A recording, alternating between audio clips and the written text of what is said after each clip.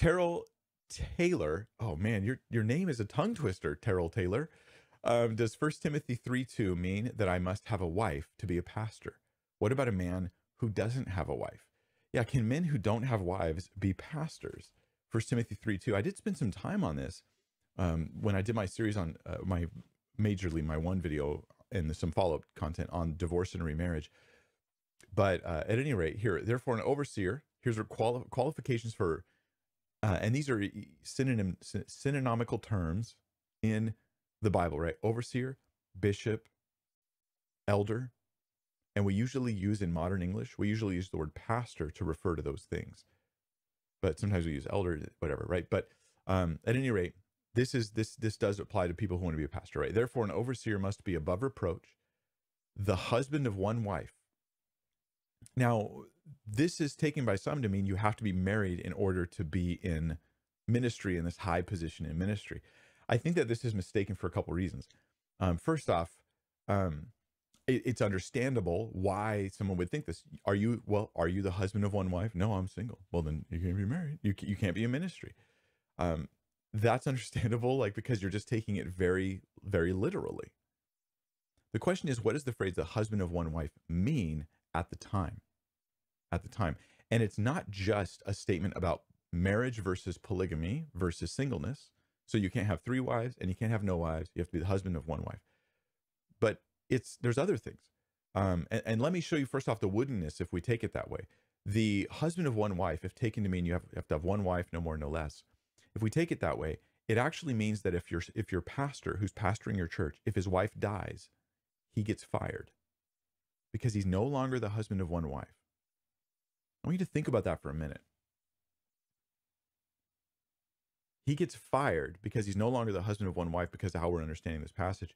That starts to feel like, hey, maybe we should take a look at this more carefully. Now, the phrase in Greek is more literally translated, right? Like a one-woman man. A one-woman man. Now, that's a bit different, isn't it?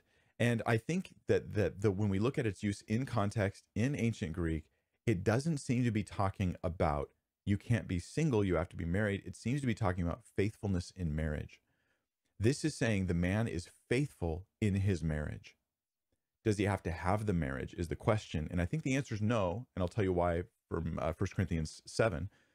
But he doesn't have to have the marriage, but he has to be faithful in the marriage. Now, let me explain. Gosh, there's so many things I want to say about this, but I want to be quick. So first I'll say this. Some go, okay, well, then it must not apply to a polygamy. So he can have lots of wives. Actually, that was the word one in there. The husband of one wife, or a one-woman man. A one-woman man. One is in there because it does rule out polygamy, even though polygamy is not the main focus of the passage. It's faithfulness in marriage. But it does imply through the wording that polygamy itself is an unfaithfulness in marriage. And it is, because you're sleeping with someone other, you're married to her, but you're sleeping with her. Or you're married to her, but you're sleeping with her. It's this disastrous mess of marriage. 1 Corinthians 7 also indicates that singleness is a good option for people to choose. Think about this carefully. Singleness is a good option for people to choose, though they can get married. And the reason why it's a good option is because singleness allows you more time to do ministry. Consider that for a second. Singleness lets you have more time to do ministry. Yet, that interpretation of 1 Timothy 3:2 would be, yet if you're single, you can't be a pastor.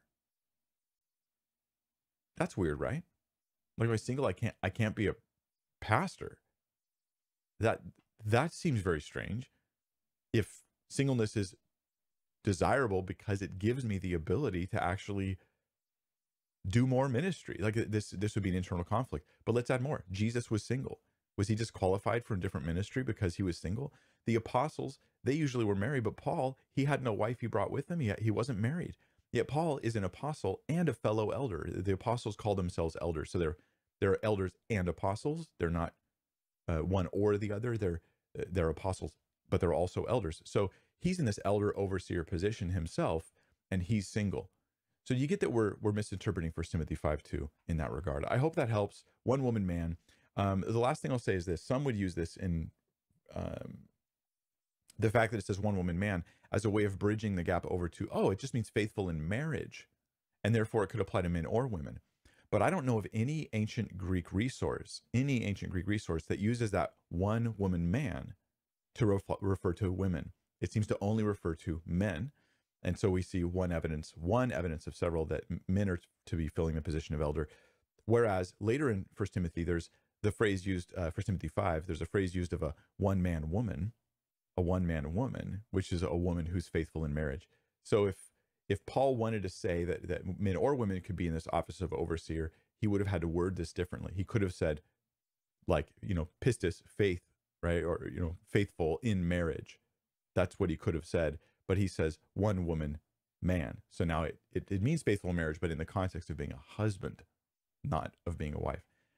I hope that helps. I hope I'm not confusing anybody. I'm bringing in all sorts of debates.